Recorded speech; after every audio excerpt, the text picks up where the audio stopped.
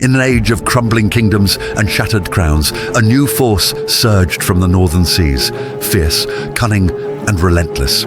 These were no ordinary invaders. They were Norsemen, born in the chaos of the Viking Age, but destined to become something far greater. This is the story of how savage raiders transformed into kings, how they traded axes for laws, longships for thrones, and carved their name across the map of medieval Europe. From the smouldering coasts of Francia to the windswept hills of England, from the marble palaces of Sicily to the war-torn plains of the Holy Land, the Normans rose not just by conquest, but by adaptation. They mastered the tongues of their enemies, wore their crowns, bent their laws, and in doing so reshaped entire civilizations. In this episode, we journey through their extraordinary rise, from Rollo's oath before a Frankish king, to William's bloody claim to the English throne, to Bohemond's sword raised at the gates of Antioch. This is not just the tale of one people, it is the story of a transformation so total, so unlikely, that it defies history itself. A tale of power, identity, ambition, and the birth of a dynasty that would change the world. This is the Norman Saga.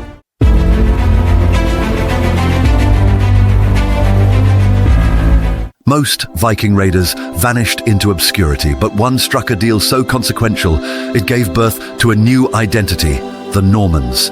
This is how one treaty reshaped the future of Europe. In the early 9th century, the Frankish world was under increasing threat from Norse raiders, who, equipped with sleek longships and maritime daring, began targeting coastal settlements and riverine cities across West Francia.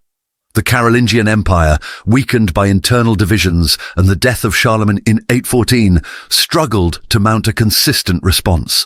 By the mid-9th century, Paris itself was under siege, and the Seine had become a corridor of destruction. The Norse incursions were not fleeting episodes of pillage. Increasingly, they evolved into seasonal occupations and eventually permanent settlements. Bands of Scandinavian warriors began to overwinter in the territory, taking advantage of local political instability to extract tribute and carve out semi-autonomous zones of influence. What began as violence from the sea became entrenchment on land. As Elizabeth van Houts, Emeritus Honorary Professor of Medieval European History in the Faculty of History and a former college lecturer in history on the University of Cambridge, observes in her book, The Normans in Europe from 2000, the Viking threat was not merely external, it became internalized. Their longships became ferries of migration, their raiding camps the nuclei of future polities. What made the Northmen truly dangerous was their willingness to stay. The transformation of these Norse settlers into political actors reached its defining moment in 911, following the siege of Chartres.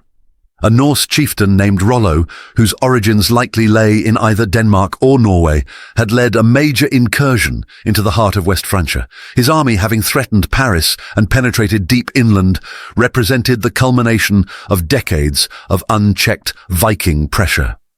King Charles III of West Francia, known as Charles the Simple, made a fateful decision. Rather than attempt to dislodge the invaders by force, he sought accommodation.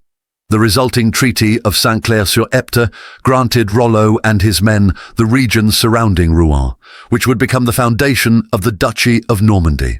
In return, Rollo swore fealty to Charles, agreed to convert to Christianity, and pledged to defend the Frankish kingdom from further Norse incursions, a striking reversal of roles. David C. Douglas was a historian of the Norman period at the University of Cambridge and University of Oxford. In his book, William the Conqueror, from 1964, he frames this moment not as a surrender of sovereignty, but as a calculated move by both parties. The Treaty of Saint-Clair-sur-Epte was not an act of submission, but of reciprocal advantage. The king gained a buffer state, and Rollo gained legitimacy, an exchange of violence for law, of pillage for permanence. Rollo's baptism marked the symbolic beginning of the transformation from Norse warband to Frankish nobility. The Viking leader, who had once ravaged the Seine Valley, was now Duke of the land he had terrorized. The territory granted to Rollo and his descendants, initially centered around Rouen, expanded rapidly. Through both conquest and diplomatic pressure, the nascent Norman state grew westward across the Seine and into the Cotentin Peninsula. By the mid-10th century, under Rollo's successors, the region had become a formidable and semi-autonomous duchy. Richard I of Normandy, also known as Richard Sans Peur, the Fearless, was particularly instrumental in consolidating ducal power. He formalized feudal obligations, built fortified centers of control, and negotiated from a position of increasing strength with the Capetian monarchy. The transformation from Viking to Norman was not merely political, but cultural and linguistic. The Norse settlers adopted the Romance dialect spoken by the local population, specifically the langue d'oil, which over time evolved into Norman French. They embraced Latin Christianity, intermarried with local aristocracy, and introduced Scandinavian martial traditions into the feudal hierarchy.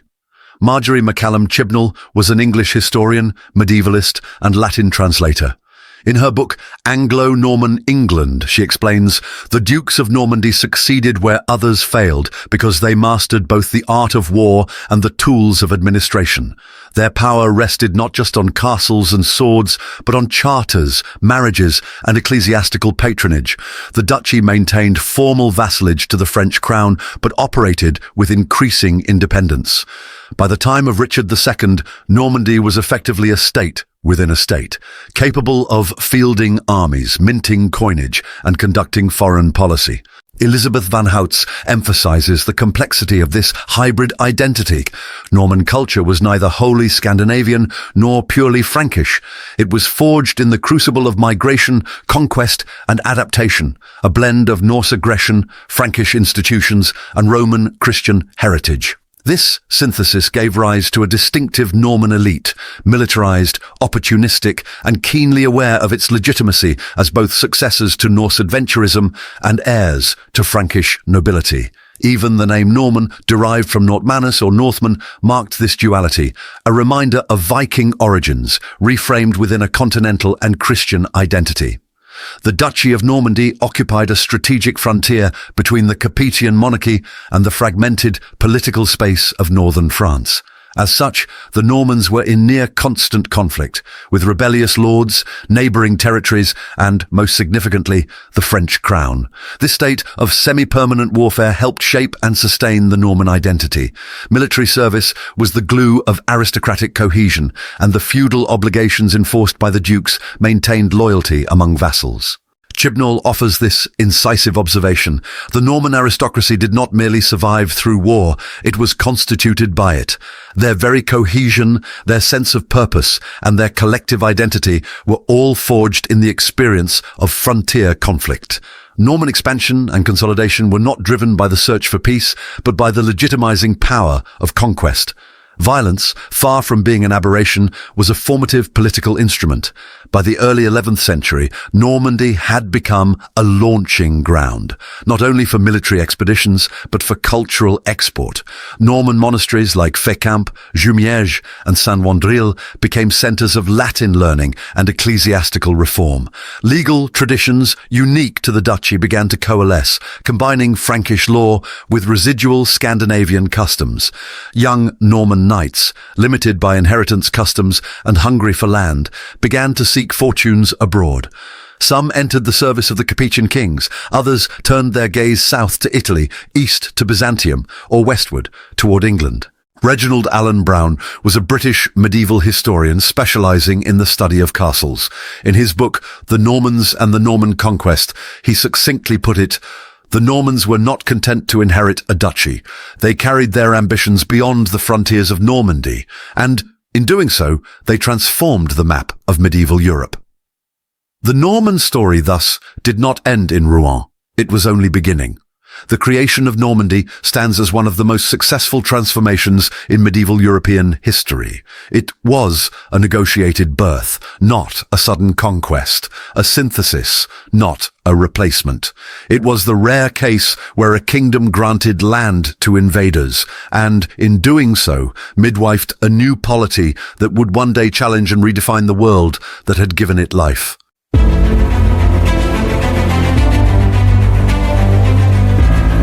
The early decades of Norman settlement in the former region of Neustria present a remarkable case of ethnic and cultural transformation. What began in 911 as a political arrangement, the cession of land to Rollo and his Norse followers, developed into a full-scale integration of Scandinavians into the fabric of the Carolingian world. Yet this was no straightforward case of assimilation. The Normans forged a unique identity that selectively adopted, adapted, and hybridized. As historian Elizabeth van Houts writes, Norman identity was not a passive consequence of cultural contact. It was an active process, crafted by marriage alliances, language shifts, military service, religious patronage, and calculated imitation. It was neither fully Norse nor wholly Frankish, but an unstable, creative synthesis that responded to political pressures and social opportunity. In the crucible of the 10th century, Norsemen and Franks did not simply merge, they negotiated new terms of identity and legitimacy. One of the most decisive changes was linguistic. The Norse settlers, originally speakers of Old Norse, gradually adopted the Gallo-Romance dialects of the local Frankish population. This transition was neither immediate nor uniform. Traces of Old Norse vocabulary, especially in maritime and legal terminology, persisted well into the 11th century. But by the time of Duke Richard I, r. 942 to 996, the ruling elite had become functionally Romance-speaking. The Norman dialect that emerged, Old Norman, would later give rise to the Anglo-Norman tongue of post-Conquest England. David Bates is a historian of Britain and France during the period from the 10th to the 13th centuries. In his work, Normandy before 1066, in the Cambridge History of the Middle Ages, Volume 2 from 1995, he explains, language was both a tool and a marker of integration. By adopting the language of the Franks, the Normans laid claim to their political institutions and cultural heritage. Yet the persistence of Norse naming practices and poetic traditions suggests that the process was more than mimicry. It was a calculated fusion. This new linguistic identity allowed the Normans to participate in the legal, ecclesiastical, and political systems of northern France, further blurring the line between outsider and insider. Another critical dimension in the forging of Norman identity was religion. The baptism of Rollo in 911 symbolized the formal entry of the Norse settlers into the Latin Christian world. Yet true Christianization was a slower, deeper process, one tied to the patronage of monasteries, the founding of bishoprics, and the alignment with reform movements within the church. Under Richard I and Richard II, ruled from 996 to 1026, the Norman dukes became vigorous supporters of ecclesiastical reform, particularly influenced by the Cluniac movement. Monastic centres such as Fécamp, Jumièges and Saint-Wandrille flourished, not only as religious institutions, but also as engines of Norman literacy, legitimacy and memory. Marjorie Chibnall emphasizes the political dimension of this piety. The Normans did not merely adopt Christianity, they instrumentalized it. Monastic patronage served to consolidate territorial control, to legitimize power through sacred history, and to reinforce networks of loyalty and authority. Religious identity was not ancillary. It became a core attribute of Norman self-definition, binding martial aggression to divine sanction. The Normans also distinguished themselves through a distinct approach to governance. From the outset, the ducal family imposed a strict hierarchy of military obligation and land tenure, drawing on Frankish and Carolingian precedents while introducing practices drawn from their own martial culture. The feudal model that emerged in Normandy was both highly militarized and tightly controlled. This emphasis on centralized power, combined with personal loyalty to the duke, created a coherent and unusually effective aristocratic state.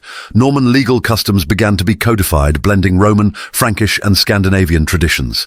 Judith Green, born in 1947, is an English medieval historian who is Emerita Professor of Medieval History at the University of Edinburgh.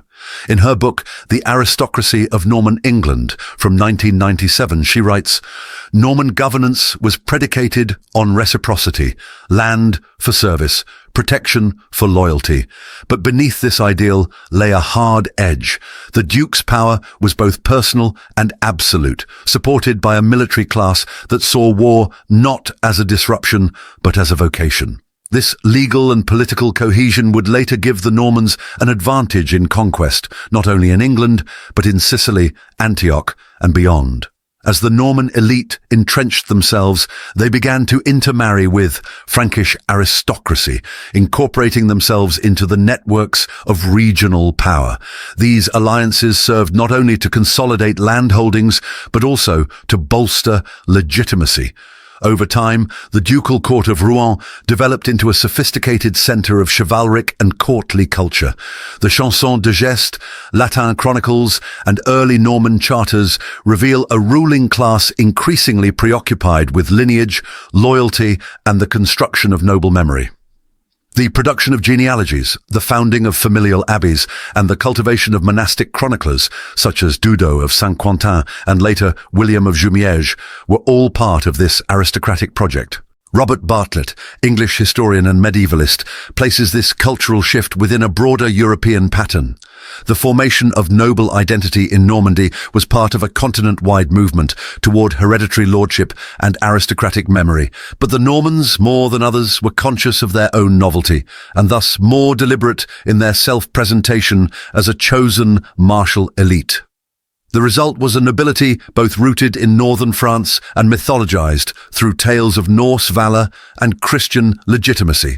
Despite this cultural sophistication, Norman society remained deeply shaped by martial values.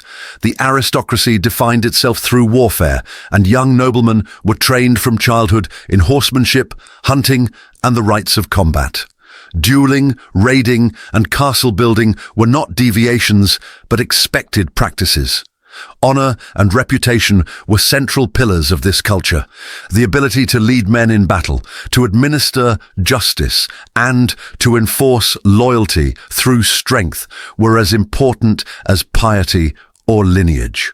As historian Jean Flory has argued, in Normandy the warrior ideal was not merely retained from Scandinavian ancestry, it was refined and moralized. To be a knight was to be both brutal and pious, a servant of God and of order.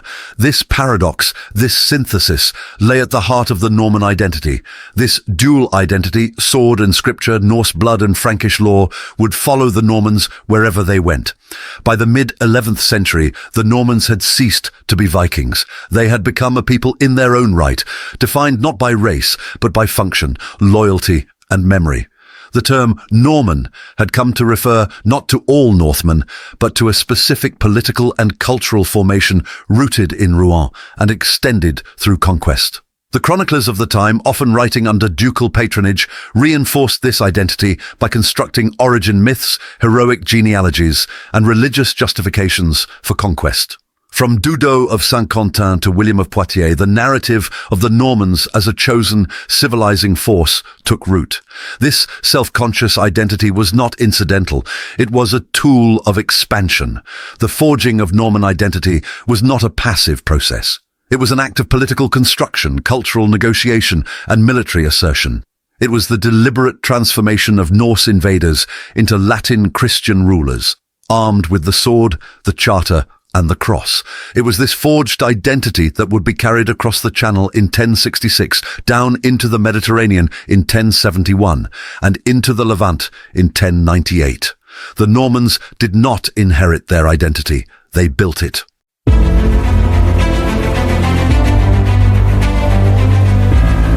The Norman conquest of England was not inevitable. It was the result of diplomatic manoeuvring, broken oaths, and a single, violent day that would alter the structure of English society forever. Long before Norman boots touched English soil in 1066, connections between Normandy and England had already been established. In the early 11th century, Duke Richard II of Normandy had married his sister Emma to King Ethelred II of England, creating dynastic links between the two realms. When Ethelred fled to Normandy in 1013 during the Danish invasions, the young Prince Edward, the future Edward the Confessor, was raised at the Norman court. Edward's long exile profoundly shaped his worldview. Upon his return to England in 1041 and accession to the throne in 1042, Edward brought with him a Norman entourage of clerics, knights, and councillors. Norman architectural styles influenced royal projects, and the appointment of Robert of Jumièges as Archbishop of Canterbury signalled a growing Norman influence at the English court. As historian David Bates notes, Edward the Confessor's court was not merely influenced by Normandy, it was partially Norman in language, habit, and outlook. His reign introduced into England a foreign elite whose presence foreshadowed the more forceful influx to come. This Anglo-Norman cultural convergence was a precursor to what would soon become a political rupture. Edward the Confessor died childless on 5th January 1066. His death triggered a volatile succession crisis. On the following day, Harold Godwinson, Earl of Wessex and the most powerful noble in the kingdom, was crowned king by Archbishop Eldred, likely with the approval of the Witenagemot, the Anglo-Saxon Council of Nobles. However, Duke William of Normandy also claimed the throne, asserting that Edward had promised it to him years earlier during William's visit to England.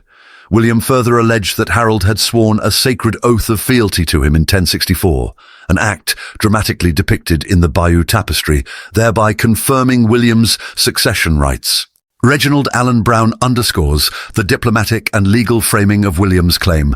William did not present himself as a conqueror, but as the lawful heir, betrayed by a perjurious vassal. His invasion was styled not as aggression, but as the enforcement of justice. Thus, the Norman invasion was not merely a military campaign, but a campaign of legitimacy, reinforced by papal sanction secured by William through his alliance with reformist clergy in Rome. On 28 September 1066, William landed at Pevensey with approximately 7,000 men, including cavalry, infantry, and archers. He constructed a temporary fort at Hastings and began raiding the surrounding countryside to provoke Harold into battle. Meanwhile, Harold had just repelled an invasion by his exiled brother Tostig and King Harald Hardrada of Norway at the Battle of Stamford Bridge on 25th September. The English victory came at a high cost. Harold's army had marched nearly 190 miles north and returned south within 2 weeks, arriving exhausted at Hastings on the morning of the 14th of October. The battle lasted all day. Harold's forces, positioned defensively on Senlac Hill, initially repelled multiple Norman attacks.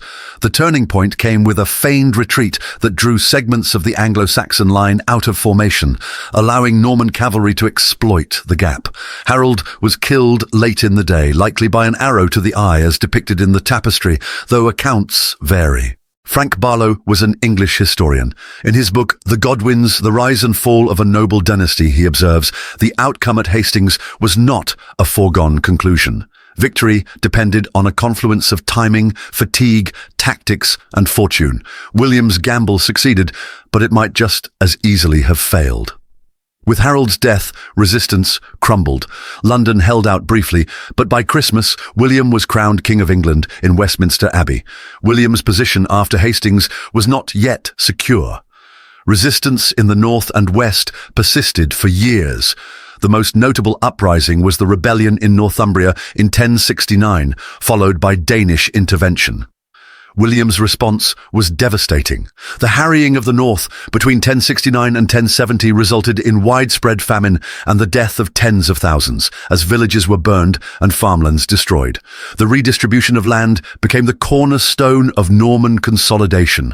Anglo-Saxon nobility was systematically dispossessed. By 1086, the Domesday Book recorded that over 90% of land was held by Normans and other continental magnates. New castles, especially motte and bailey fortifications, were constructed across the realm to enforce control and deter rebellion.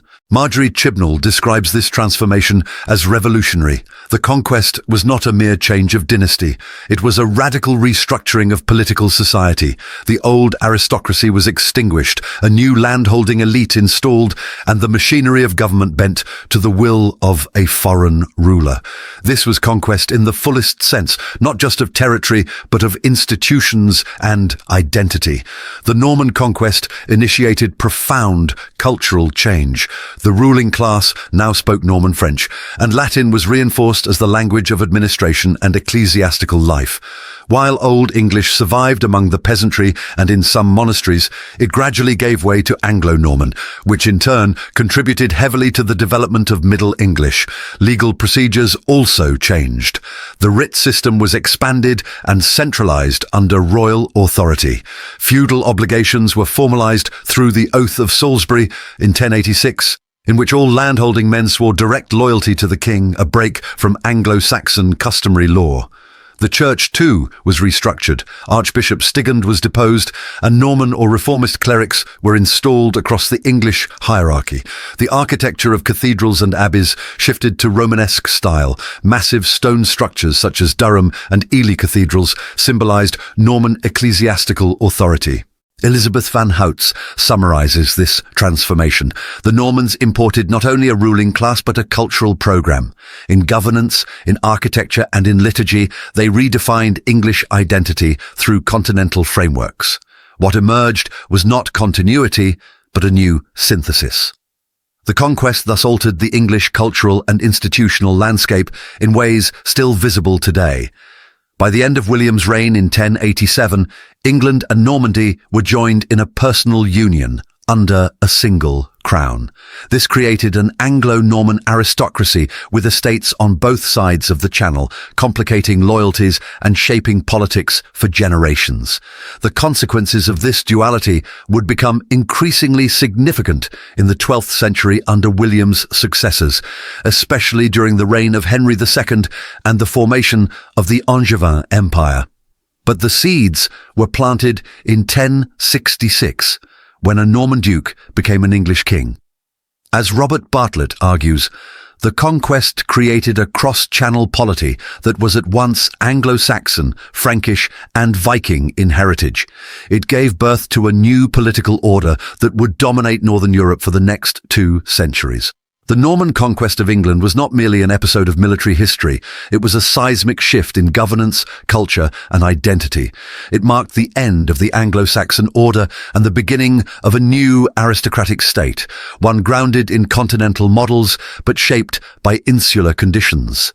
The victory at Hastings transformed not only the English monarchy, but the very language of the people, the structure of the church, and the relationship between land and power. It was, in every sense, a foundational moment in medieval European history. The Normans had crossed the sea as claimants. They remained as kings.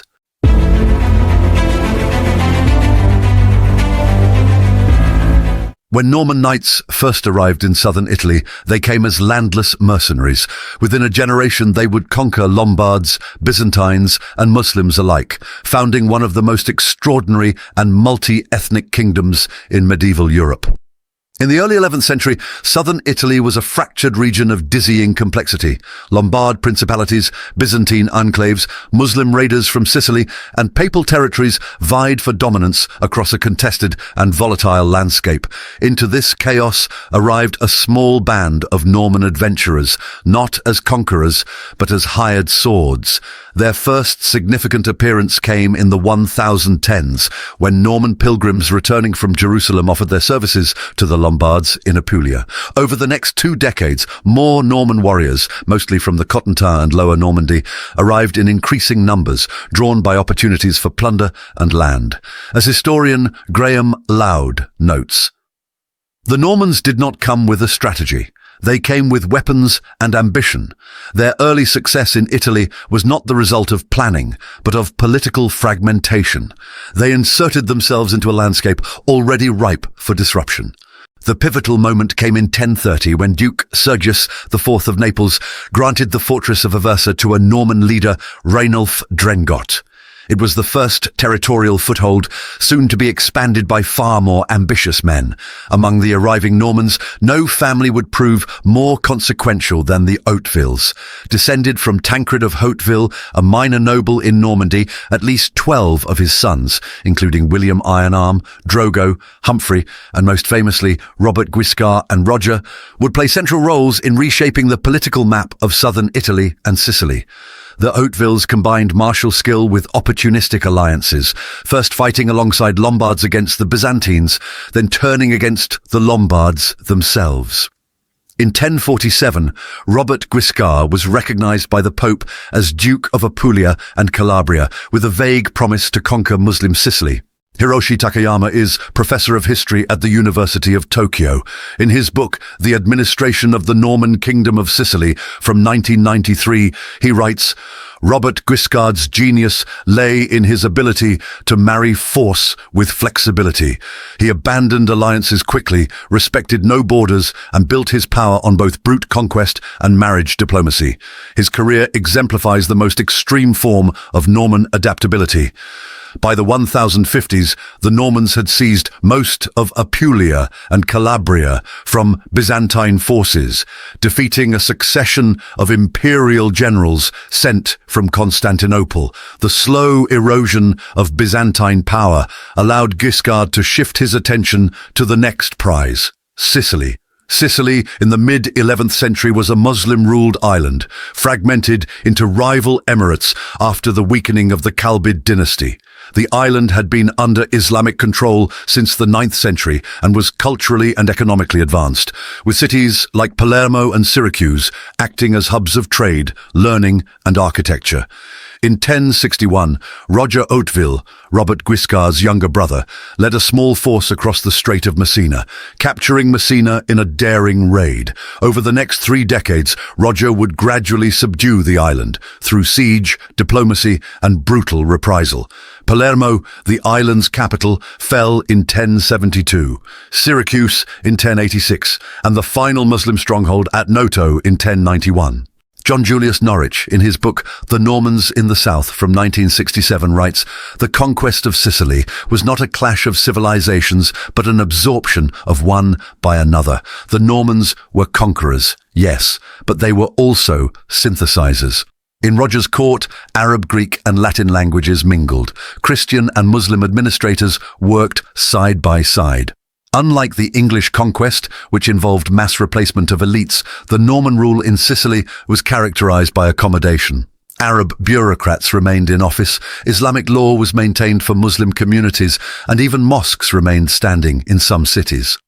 Following Robert Guiscard's death in 1085, his brother Roger gradually consolidated control over both Sicily and parts of Calabria, and in 1130, Roger II, his son, was crowned King of Sicily by Antipope Anacletus II.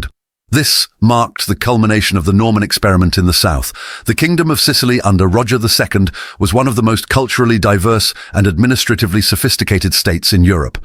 Roger surrounded himself with Greek-speaking clerks, Arab geographers, and Latin churchmen. His court in Palermo rivaled that of Byzantium or Cordoba in learning and cosmopolitanism.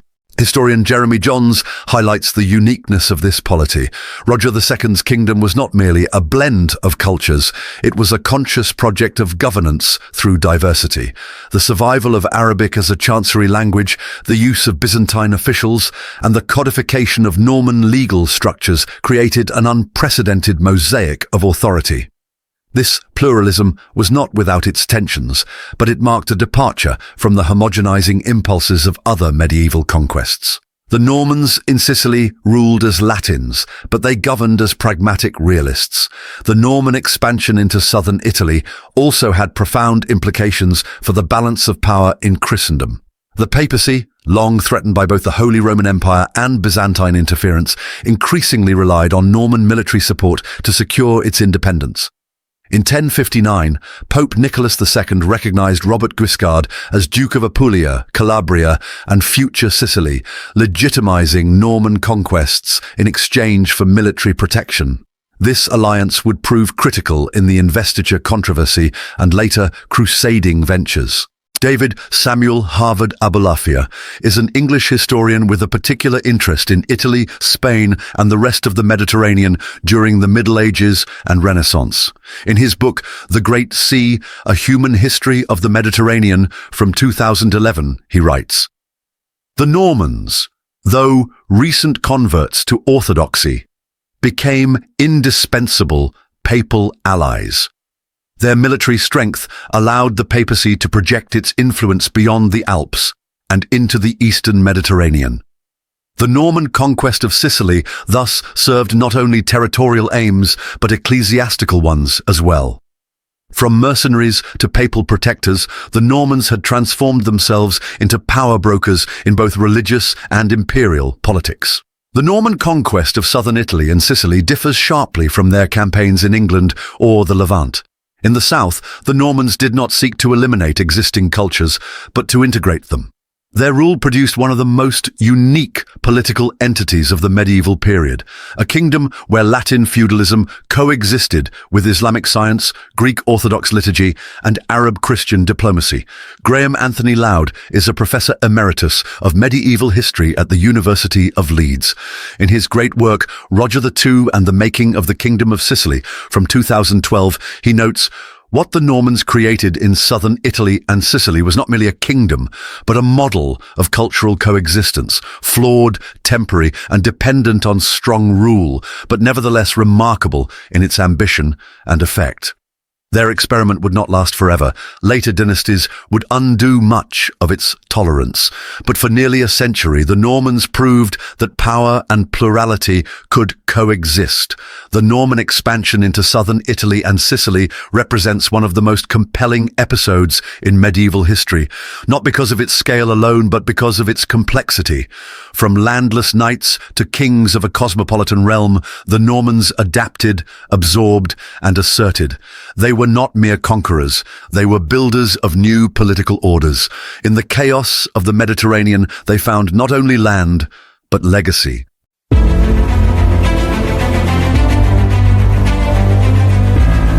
What drove the Normans, recent conquerors in the West, to cross continents in the name of Christ? Was it piety, ambition, or something more complex? In the shadow of the Holy Sepulchre, the sons of Normandy would carve new kingdoms and new controversies. In November 1095, Pope Urban II delivered a sermon at the Council of Clermont that would ignite one of the most transformative military and religious movements of the Middle Ages. Calling for Christian knights to take up the cross and liberate Jerusalem from Muslim rule, Urban offered not just religious absolution, but spiritual rebirth through warfare. The call resonated across Europe, nowhere more strongly than in Norman-ruled southern Italy. Among those who answered was Bohemond of Taranto, son of Robert Guiscard. Bohemond's motives were likely mixed.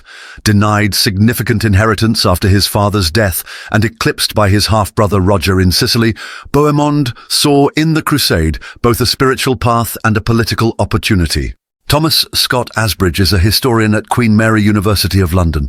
In his book, The First Crusade, A New History from 2004, he writes, Bohemond's participation in the First Crusade was not simply an act of religious devotion. It was also the calculated move of a disinherited warlord whose military instincts found renewed relevance in a transcontinental holy war. Thus, for the Normans, the Crusade offered more than just absolution. It promised redemption, territory, and legacy. Bohemond's charisma and military acumen quickly made him one of the most prominent leaders of the Crusader coalition, which included Raymond of Toulouse, Godfrey of Bouillon, and others. Yet from the beginning, he operated with a distinct agenda. The Normans brought a hardened edge to the campaign. Veterans of years of fighting Muslims in Sicily, they were better prepared for siege warfare, more aggressive in tactics, and more disciplined in logistics than many of their northern counterparts. Bohemond's defining moment came at the Siege of Antioch, 1097 to 1098, a key fortress city in the Levant. The siege lasted over 7 months, testing the morale and cohesion of the Crusader army. With starvation, disease, and desertion thinning their ranks, the Crusaders looked to Bohemond, whose cunning and ruthlessness turned the tide. Through secret negotiations with an Armenian tower commander named Firuz, Bohemond orchestrated a daring infiltration on the 3rd of June 1098. The city fell, but not the citadel, which held out for weeks. As the Crusaders barely survived a subsequent siege by a Muslim relief force, Antioch became both their salvation and their crucible. Jean Fleury assesses Bohemond's strategy bluntly. Bohemond never concealed his intentions. The conquest of Antioch was a goal, not a step. He used the language of pilgrimage to frame what was, in essence, a private war of conquest. In July 1098, after a contested debate with the other leaders, Bohemond claimed Antioch for himself, citing his role in its capture. He refused to continue to Jerusalem, breaking the collective oath made at Constantinople to return all conquered lands to the Byzantine Empire. In contrast to Bohemond, his nephew Tancred continued the journey southward. A devout and energetic knight, Tancred has long fascinated historians for his blend of religious fervor and political calculation. Tancred played a key role in the siege of Jerusalem in 1099. According to eyewitness accounts, he was among the first crusaders to breach the city walls. Though he promised protection to Muslims who took refuge in the Al-Aqsa Mosque, they were ultimately massacred when the city fell on 15th July. The tension between idealism and brutality was laid bare. Jonathan Simon Christopher Riley Smith was a historian of the Crusades, and between 1994 and 2005, Dixie Professor of Ecclesiastical History at Cambridge. In his book, The First Crusaders, 1095 to 1131, from 1997, he writes, Tancred was emblematic of the duality of the crusading mind. He was capable of genuine acts of piety and generosity, yet was also immersed in the savagery of holy war. His conscience was sincere, but it did not override his sense of divine mission. After Jerusalem's capture, Tancred remained in the east, eventually becoming Prince of Galilee. His principality marked the beginning of Norman power projection in the Levant. One of the major fractures in the Crusade came from the Normans' antagonistic relationship with the Byzantine Empire. Prior to launching the Crusade, all major leaders, including Bohemond, had sworn oaths to Emperor Alexios Komnenos, promising to return captured territories. However, Bohemond's seizure of Antioch violated that oath. Relations between the Normans and Byzantines quickly soured. By 1107, Bohemond launched a war against Byzantium itself, sailing from Italy with a new army in an attempt to conquer Dyrrhachium. He failed, and the Treaty of Devol, 1108, forced him to acknowledge Byzantine suzerainty over Antioch, though this was largely symbolic. Christopher Tyerman, British academic and historian focusing on the Crusades, comments on the rupture. The Normans of southern Italy, more than any other crusading faction, brought with them not only the sword, but the memory of conflict. Their distrust of Byzantium was rooted in decades of rivalry. The Crusade gave new grounds for old enmities. The consequences were lasting. Antioch remained in Norman hands, but stood as a bastion of defiance against Byzantine efforts to reassert imperial authority in the east. The Norman impact on the First Crusade was outsized. Militarily, they were among the most capable. Politically, they were among the most divisive. Spiritually, their motivations remain the subject of scholarly debate. In many ways, the Normans represented the transformation of the Crusade from a unified pilgrimage to a fragmented war of opportunity. Their actions forced historians and theologians alike to grapple with contradictions at the heart of the movement. Riley Smith encapsulates this complexity. The Crusade was never one thing. It was an ideal, yes, but also a crucible for ambition.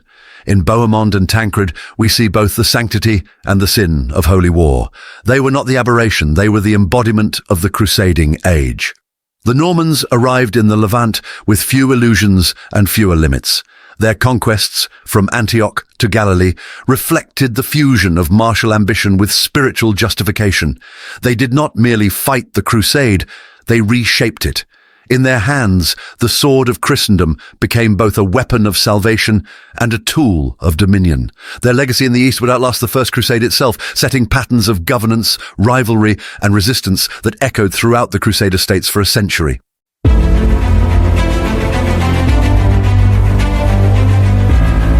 In an age of feudal fragmentation, one man forged a kingdom where Latin Christians, Greek clerks, Arab administrators, and Jewish scholars governed together.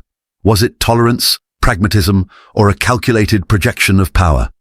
This is the story of Roger II, the architect of one of medieval Europe's most extraordinary states. The origins of Roger II's rule lie in the turbulent aftermath of Norman conquests in southern Italy and Sicily. Born in 1095, the son of Roger of Hauteville and Adelaide del Vasto, Roger II inherited the county of Sicily at the age of 9. Over the next 3 decades, he would consolidate his family's fractured holdings and transform them into a centralized and multi-ethnic monarchy. His ascension to the throne of Sicily in 1130 was unprecedented. For the first time, a Norman ruler in the Mediterranean styled himself Rex, King. The coronation took place in Palermo on Christmas Day, in a ceremony deliberately modelled on the imperial traditions of Byzantium and the West. As historian Graham Loud observes, Roger II's assumption of royal dignity was not the culmination of conquest, but a deliberate act of state formation. He claimed legitimacy not only from his bloodline or sword, but from a cosmological vision of rule drawn from Roman, Byzantine, and Islamic traditions alike. Yet Roger's elevation did not go unchallenged. Both the papacy and the Holy Roman Empire condemned his kingship. Civil wars, papal excommunications, and rebellions would test his hold on power throughout the 1130s. Roger's rule marked a radical departure from the feudal norm of the Latin West. Where other monarchs struggled to exert power over barons, Roger constructed a centralized royal administration heavily influenced by Byzantine and Islamic models of bureaucracy. He retained Arabic as a language of administration alongside Latin and Greek. Muslim secretaries, Greek notaries, and Latin clergy worked in tandem to govern a remarkably diverse realm. The Sicilian chancery issued documents in multiple languages, tailored to the recipient's culture and legal tradition. Jeremy Johns highlights this deliberate pluralism.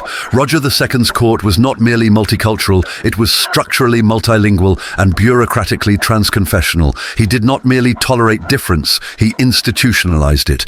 Governance in Sicily was not uniformity, but equilibrium.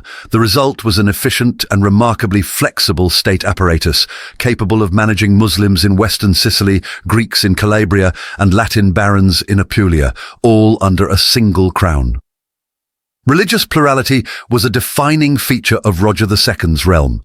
Muslims, Eastern Orthodox Christians, Roman Catholics, and Jews coexisted, often uneasily, but with surprising levels of autonomy.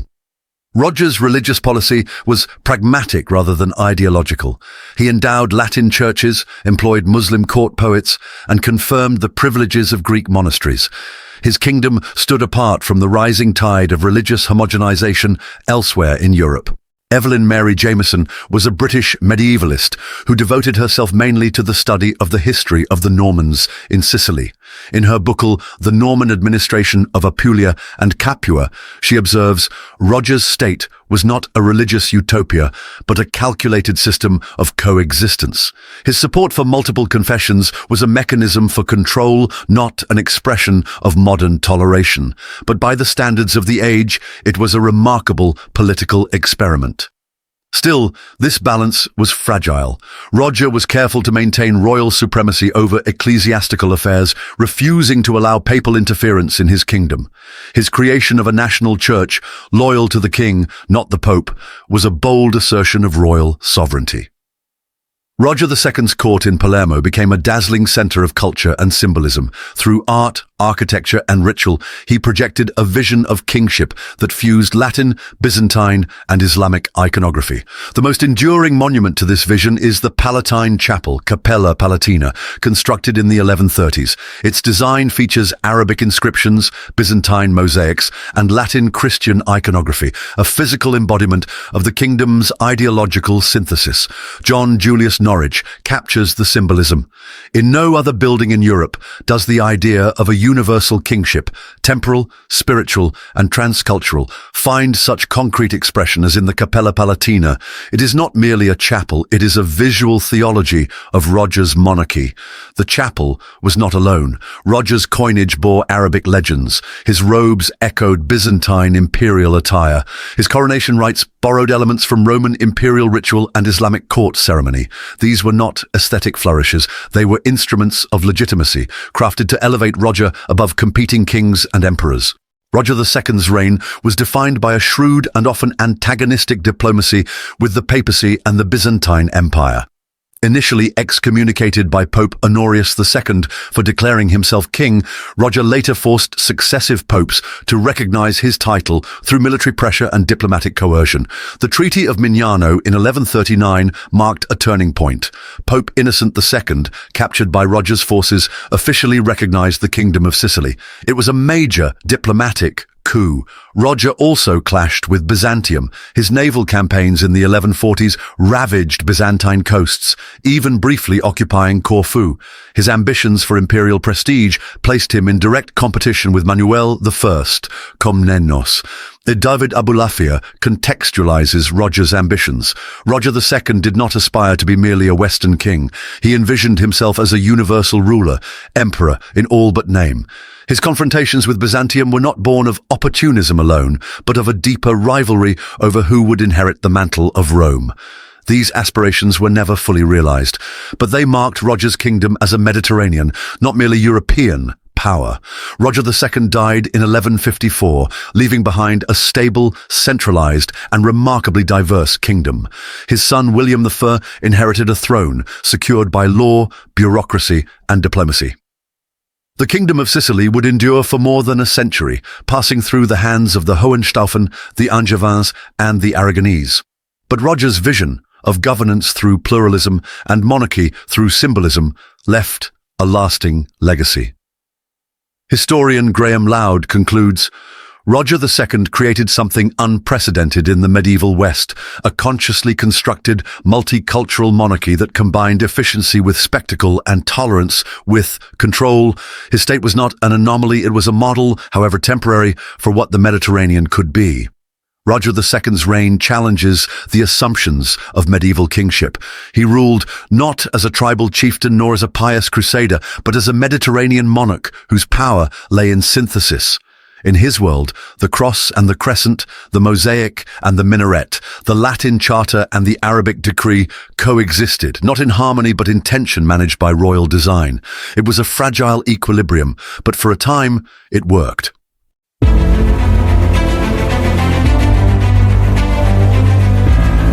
Kingdoms rise, empires crumble, but legacies evolve.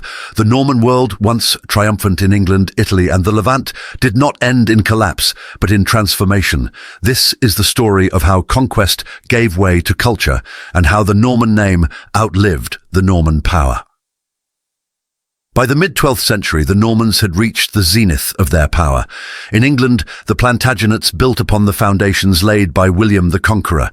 In Sicily, Roger II reigned over one of the most centralized and multicultural states of the Middle Ages. And in the Eastern Mediterranean, Norman princes ruled Antioch and Galilee. But this moment of triumph concealed deeper vulnerabilities. In Sicily, the death of Roger II in 1154 marked the beginning of political instability. His son, William I, known as William the Bad, lacked his father's administrative skill and diplomatic subtlety. Internal revolts and baronial insurrections eroded royal authority. In England, succession crises loomed after the death of Henry I in 1135, plunging the kingdom into a civil war known as the Anarchy. Though the Normans would retain the English crown through the Plantagenet line, dynastic fractures and centralization challenges strained the Anglo-Norman model. David Bates observes, the Norman achievement rested on the personal charisma and authority of exceptional rulers. Without them, the cohesion of their realms weakened. Their states were less institutionalized than personalized, and therefore vulnerable. The turning point in southern Italy came with the death of William II in 1189, who left no legitimate heir. His death plunged the kingdom into dynastic chaos. Claimants vied for power, including Tancred of Lecce, a bastard nobleman, and Constance, the daughter of Roger II, married to the German Emperor Henry VI of the Hohenstaufen dynasty. Henry invaded Sicily in 1194, and after fierce resistance, he conquered the island. The Normans lost their independent kingdom, absorbed into the Holy Roman Empire. Yet, the legacy they had built remained embedded in administration, language, and urban infrastructure. Jeremy Johns emphasizes the continuity despite conquest. The administrative framework developed by the Normans in Sicily was so sophisticated that the Hohenstaufen emperors adopted it wholesale. The Norman chancery became the imperial chancery. Governance endured, even as the dynasty faded. Norman power was extinguished, but Norman governance persisted. In the Levant, Norman rule faced a slower but inevitable erosion. The Principality of Antioch, established by Bohemond of Fontes during the First Crusade, remained a major Christian outpost in Syria, but its fortunes waned through the 12th and 13th centuries, challenged by both Muslim resurgence and rival Christian polities. The rise of Saladin, culminating in the capture of Jerusalem in 1187, shattered the Crusader myth of permanence. Antioch held out until 1268, when it fell to the Mamluks under Sultan Baybars, marking the definitive end of Norman rule in the East. Christopher Tyerman notes the broader shift. The decline of Norman influence in the East did not signal the end of crusading, but the end of a particular Norman ethos, rooted in autonomy, ambition, and aristocratic adventurism. The Crusades outlived the Normans, but their character changed. The fall of Antioch marked the end of Norman sovereignty in the East, but not the disappearance of their martial legacy. Unlike Sicily or Antioch, England remained under Norman-derived rule for centuries, but even here, transformation was profound. The Plantagenet dynasty, beginning with Henry II in 1154, absorbed and expanded the Norman state. Anglo-Norman barons were gradually integrated into an evolving English identity. French remained the language of court and administration, but English institutions began to take on a character of their own. The signing of the Magna Carta in 1215 by King John, a direct descendant of William the Conqueror, marked a watershed. Barons forced the king to accept limitations on royal authority, ironically using the very feudal frameworks the Normans had established a century earlier. As Marjorie Chibnall puts it, the Norman legacy in England was not simply one of conquest, but of transformation. Feudal structures, royal justice, and administrative order were Norman in origin, but English in evolution. The conquerors became the architects of the English state. Across Europe, the Norman impact outlasted their political dominion. Their legacy endured in law, language, architecture, and myth. In Sicily, the fusion of Arab, Byzantine, and Latin cultures shaped the Sicilian court for centuries. Norman palaces, churches, and mosaics remained symbols of a vanished cosmopolitan order. In England, Norman French shaped the legal and administrative vocabulary of the realm. Words such as court, justice, jury, and Parliament owe their presence in English to Norman influence. John Gillingham reflects on this cultural endurance. Even after political control faded, the memory of Norman vigour remained. Their architecture stood as silent witnesses. Their institutions outlived their bloodlines. The Normans disappeared, but their world endured. In the collective imagination of Europe, the Normans remained symbols of conquest, consolidation, and complexity. The decline of the Normans was not marked by a single dramatic fall, but by a gradual absorption into larger political and cultural currents. In Sicily, their kingdom became a province of empire. In Antioch, they were overrun by rising Islamic powers. In England, they became the foundation of the English monarchy itself. Yet, through these transformations, their influence remained. Their approach to statecraft, centralized authority, administrative pragmatism, and cultural adaptability set them apart from other medieval powers. Their legacy was not merely martial, but institutional. As David Abulafia concludes, the Normans may have passed into history as rulers, but not as architects of order. From Palermo to Westminster, their contribution was less a fleeting domination than a blueprint, copied, altered, and immortalized. The Norman world began with the raid of Rollo and the gamble of conquest. It ended not with extinction, but with diffusion. What they built was not eternal, but what they inspired became part of the medieval DNA of Europe. The sword may rust, but the ink and stone endure.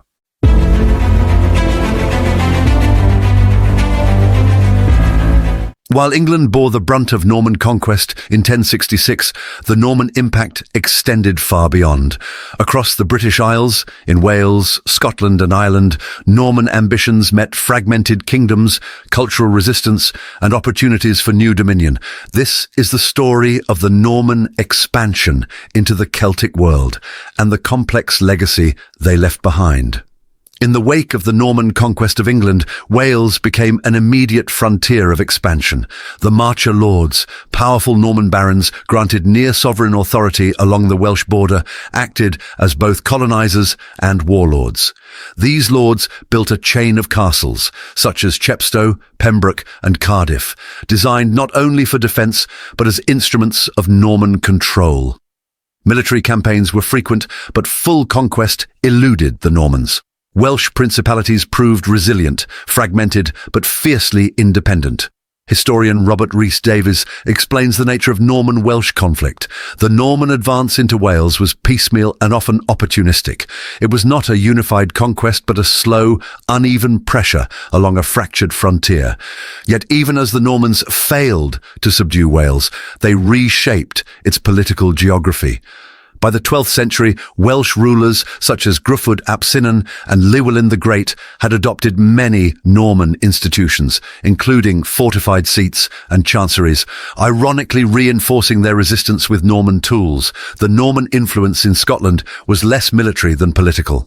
Under King David I, r. 1124 to 1153, a Normanized Scottish monarchy began to emerge.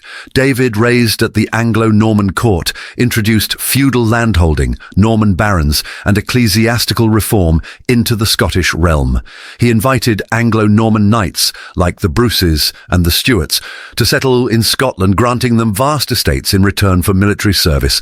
These men would become the future ruling elite of the kingdom. Geoffrey Wallace, Stuart Barrow in his book The Kingdom of the Scots from 1973 remarks, "David, I was not a Norman king, but he was a king who had learned from Normans. His reign marked the feudalization of Scotland, an internal conquest more enduring than any foreign invasion." Norman culture also influenced Scottish church reform. Diocesan structures were reorganized on English and continental lines, monastic orders such as the Cistercians were introduced, and new cathedral towns were founded. The Norman entry into Ireland began in 1169, not as a royal campaign, but as a private expedition. Dermot MacMurrough, a deposed Irish king, invited Norman mercenaries, led by Richard de Clare, known as Strongbow, to help reclaim his throne in Leinster. Sion Duffy emphasizes the opportunistic nature of this invasion. The Norman incursion into Ireland was an accident of politics, not strategy. It began with a dynastic plea for help, but it ended in conquest. What began as mercenary aid became a colonial enterprise. The Normans established strongholds around Dublin, Wexford, Waterford, and later along the Shannon. Castles were built, borough towns were founded, and Anglo-Norman settlers began to displace or integrate with Gaelic elites. Yet, unlike England, Norman rule never fully encompassed the island. Beyond the Pale, the fortified region around Dublin, Gaelic lords continued to wield authority well into the 16th century. Across the British Isles, the Normans introduced feudal structures, castle building, and continental legal systems. But this imposition was uneven. In Wales and Ireland, local resistance often blended with adaptation. Some native elites intermarried with Norman barons. Others adopted aspects of feudal tenure and castle-based authority while retaining older kinship and inheritance systems. In Scotland, the transformation was more deliberate, led by the monarchy itself. In Ireland, it was chaotic, private ambition followed by royal intervention. Robin Frame contextualizes the limits of Norman influence.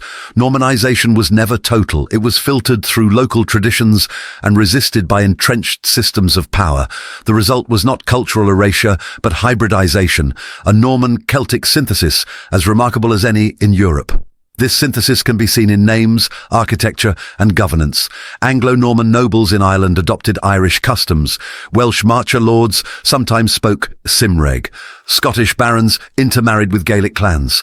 The legacy of the Normans in the British Isles remains complex. In England, they are remembered as conquerors, in Ireland as colonizers, in Wales and Scotland as both invaders and modernizers. Over time, the Norman identity itself blurred. By the 13th century, the descendants of Norman settlers had become Anglo-Irish lords, Anglo-Welsh marcher barons, or feudal Scots. Yet the castles they built and the systems they introduced endured. John Gillingham reflects on this transformation. The Normans were not just invaders, they were engineers of order, exporters of governance. Where they went, they built. And what they built, laws, towns, records, fortresses, often outlasted their names. From the border castles of Wales to the diocesan reforms of Scotland and the colonial settlements of Ireland, the Normans left an indelible imprint on the British Isles.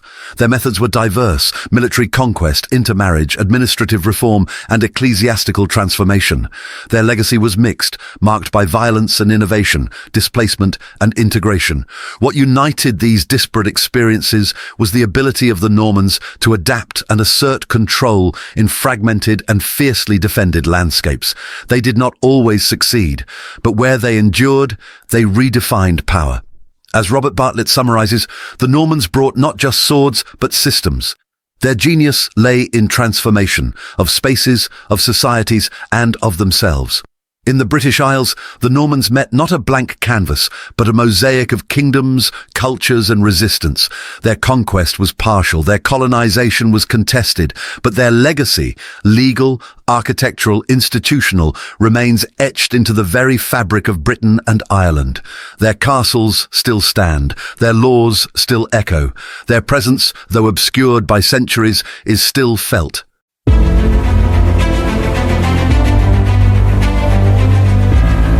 Long after the great battles of Hastings and Antioch, the Norman impulse to expand burned on, not in the heart of Europe, but on its forgotten edges.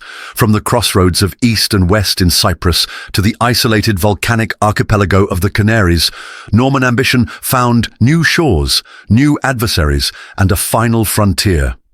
The Norman legacy reached Cyprus not through planned conquest, but through a twist of crusader improvisation. In 1191, during the Third Crusade, Richard the Lionheart, King of England and descendant of the Norman kings, seized Cyprus from Isaac Komnenos, a rogue Byzantine ruler who had declared himself emperor. Richard's conquest was rapid and brutal. According to Roger of Howden, the king burned cities and captured Isaac's daughter to secure surrender. However, Richard had no interest in administering the island himself.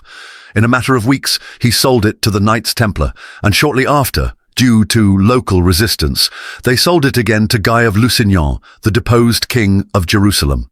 Thus began the Lusignan Kingdom of Cyprus, a Latin polity ruled by a dynasty of Frankish Norman origin. It would survive, in one form or another, until 1489. As historian Peter Edbury writes, Cyprus offered a unique case of a Latin kingdom created not by papal or imperial decree, but by crusading improvisation. The Lusignans forged from this accident a durable and remarkably stable monarchy that blended Norman aristocratic culture with Levantine political pragmatism. The Lusignans imported Western feudal customs and laws, most famously the assizes of Jerusalem, but adapted them to the complex ethnic and religious landscape of Cyprus. Greek Orthodox Christians, Maronites, Armenians, and Muslims all lived under a Frankish elite who spoke Old French and ruled from castles reminiscent of Normandy. Cyprus, thus, became a final echo of the Norman crusading spirit, born from the same matrix of war, legitimacy, and aristocratic ambition. Unlike earlier Norman conquests that focused on military supremacy, Lusignan Cyprus developed into a sophisticated administrative and cultural hub. It became a key player in the Eastern Mediterranean, trading with Italian city-states, harboring crusading orders and serving as a buffer between Latin Christendom and the Islamic world. The Lusignan kings constructed cathedrals in the Gothic style, such as the Cathedral of St. Sophia in Nicosia, while also tolerating Eastern Christian liturgy, albeit under Latin hierarchy. This created a layered cultural identity. Nicholas Correas emphasizes the hybrid character of the kingdom, system, the Lusignan regime adapted to its Cypriot environment by superimposing Frankish feudalism on a Byzantine Greek population. The result was not assimilation, but coexistence under hierarchical norms, Christian but stratified. Cyprus became a staging point for Crusader expeditions and a haven for displaced nobles after the fall of Acre in 1291. It stood as a vestige of Norman chivalric culture, upheld far from the halls of Rouen or Palermo. While Cyprus marked the eastern frontier of Norman expansion, the Canary Islands represented a startling western counterpart. Located off the coast of North Africa, the Canaries had been known since antiquity, but remained outside Christendom's reach until the early 15th century. In 1402, Jean de Betancourt, a Norman-French nobleman from the Cotentin Peninsula in Normandy, launched a private expedition to conquer the archipelago. Betancourt was no royal envoy. He financed his journey through personal ambition and the patronage of Henry III of Castile, who later accepted suzerainty over the new lordship. The conquest began on Lanzarote and gradually extended to Fuerteventura and parts of Gran Canaria. As Felipe Fernandez Armesto notes, Betancourt's campaign revived the Norman model of semi-private conquest, adventurers operating under royal favour, pursuing both faith and fortune. In the Canaries, the Norman impulse survived in its purest medieval form, conquest justified by Christianity, conducted as a personal venture. Betancourt claimed the title King of the Canary Islands. Though he recognized Castilian overlordship, he built forts, imposed Christianity on the indigenous Guanches, and introduced European agriculture. Though his rule was short-lived, he returned to Normandy by 1415. The groundwork was laid for Spain's eventual incorporation of the Canaries into its empire. The islands would later become a critical launching point for Columbus and the Atlantic empires. Both Cyprus and the Canaries reflect the evolution of Norman conquest from its 11th century origins. No longer driven by dynastic expansion or papal sanction, these later campaigns bore the hallmarks of proto-colonialism, personal initiative, maritime logistics, and commercial motives. They also revealed a striking ambiguity. The Normans often arrived as conquerors, but operated within larger political and religious frameworks. In Cyprus, they blended with Levantine and Byzantine cultures. In the Canaries, they acted as precursors to Iberian colonization. Michel Ballard argues, the Norman legacy did not end with their absorption into other monarchies. It continued through their methods: military entrepreneurship, flexible governance, and cultural hybridity.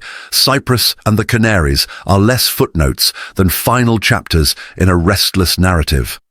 By the mid-15th century, both islands had transitioned away from independent Norman control. Cyprus passed to the Venetians in 1489, ending the Lusignan line. The Canaries were fully absorbed into the Crown of Castile by the late 15th century, setting the stage for Spain's Atlantic Empire. Yet both conquests embody the final manifestation of Norman ambitions no longer defined by conquest of Christendom's heartlands, but by the global margins of a changing world. The Normans, as a distinct ethnic or dynastic group, had ceased to exist. But the Norman model, dynamic, adaptive, hybrid, lived on in these new realms.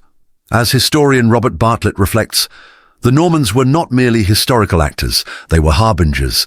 Their arc, conquest, consolidation, cultural transformation became a blueprint for European expansion across continents.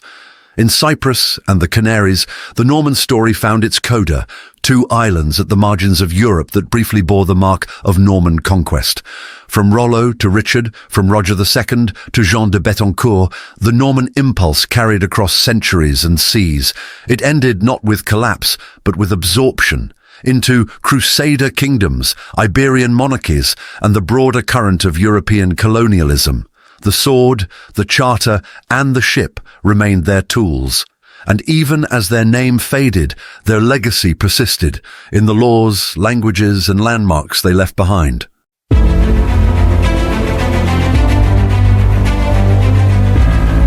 They began as pagan raiders on the fringes of Europe. They became dukes, kings, crusaders, and reformers, and long after their name faded from dynastic registers, their legacy endured.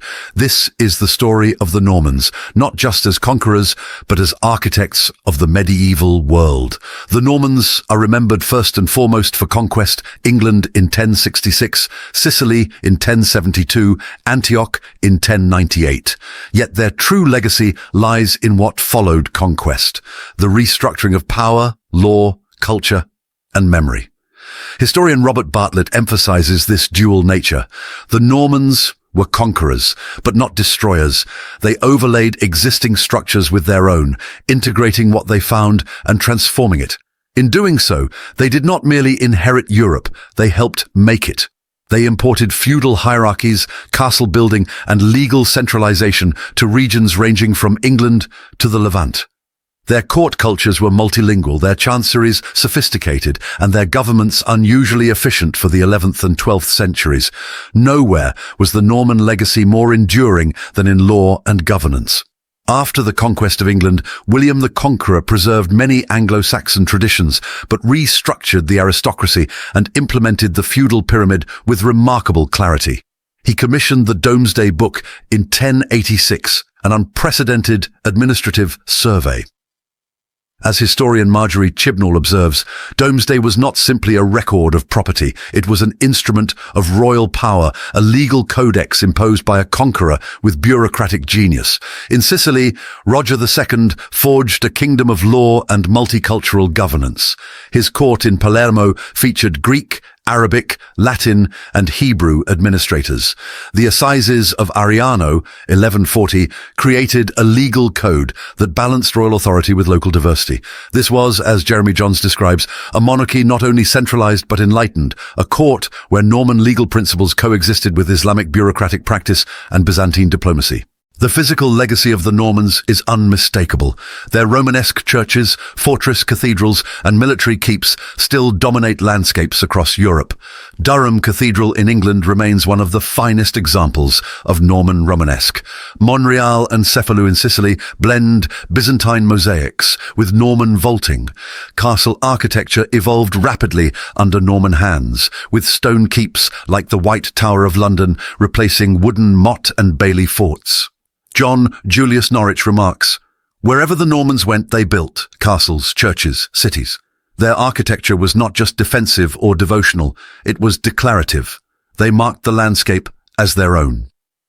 Urban planning also advanced under Norman rule, particularly in Sicily, where Norman kings inherited and expanded on Arab Islamic city models, fusing geometry, irrigation, and social hierarchy into urban space. Far from cultural homogenizers, the Normans were facilitators of synthesis. In Sicily, they patronized translations of Arabic scientific texts into Latin, maintained Muslim civil servants, and permitted Byzantine rites alongside Latin Catholicism. This intellectual openness was not unique to Sicily. In England, Norman kings sponsored monastic reform and built centres of learning like Canterbury, Bury St Edmunds, and Reading Abbey. As historian David Abulafia notes, what the Normans inherited, they reshaped. But what makes them unique is how often they adopted and elevated the cultures they encountered.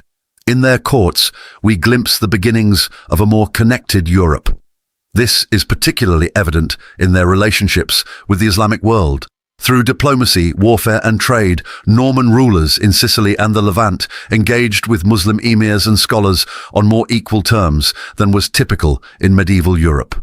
Over the centuries, Norman identity faded, absorbed into the Anglo-Norman nobility in England, the Angevin Empire, the Capetian kingship in France, and the Aragonese monarchy in Sicily.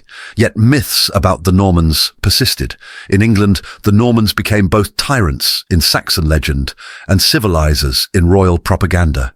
The Plantagenet kings built on Norman foundations. The English common law retained traces of Norman jurisprudence. In France, the Chanson de Roland and other epics celebrated Norman heroism as part of a larger Frankish legacy. In Sicily, the memory of Norman multiculturalism became a lost golden age by the 14th century. Graham Loud writes, "The Normans left no enduring ethnic identity, but they embedded themselves in every structure they touched: law, church, architecture, narrative. Their legacy was not in bloodline, but in institutional memory. The Norman legacy did not end in Europe. Their experiments in conquest, integration, and colonization prefigured later European empires. Their feudal blueprints informed later English and French royal centralization. Their hybrid governance in Sicily inspired debates on tolerance and pluralism. Their Atlantic ventures to the Canary Islands helped seed early Iberian colonial policies. As Michel Ballard puts it, the Norman genius lay not in originality, but in adaptation. Their real legacy was a template, flexible, mobile, replicable. It echoed not only through medieval Europe, but through the age of exploration. Even today, the outlines of Norman work are visible, from the legal systems of Britain to the fortress cities of southern Italy to the DNA of transnational royal houses. The Normans were not merely a historical footnote. They were among the key architects of post-Carolingian Europe. Their power was not just military, but institutional. Their genius lay not in permanence, but in transformation. From the windswept shores of Normandy to the palaces of Palermo and the hills of Jerusalem, they carried more than swords. They carried systems.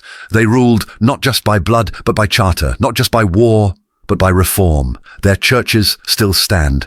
Their laws still echo. Their memory still provokes debate. As historian Elizabeth van Houts concludes, the Normans were a movement as much as a people.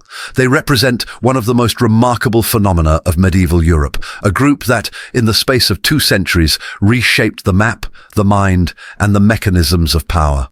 The Norman story does not end. It echoes. In laws, in legends, in the very fabric of medieval Europe, their legacy endures. If you enjoyed this journey through Norman history, don't miss our other deep dives into the medieval world. Explore the rise of England in our Anglo-Saxon saga, or discover the forgotten power of the Visigoths in Visigothic Spain.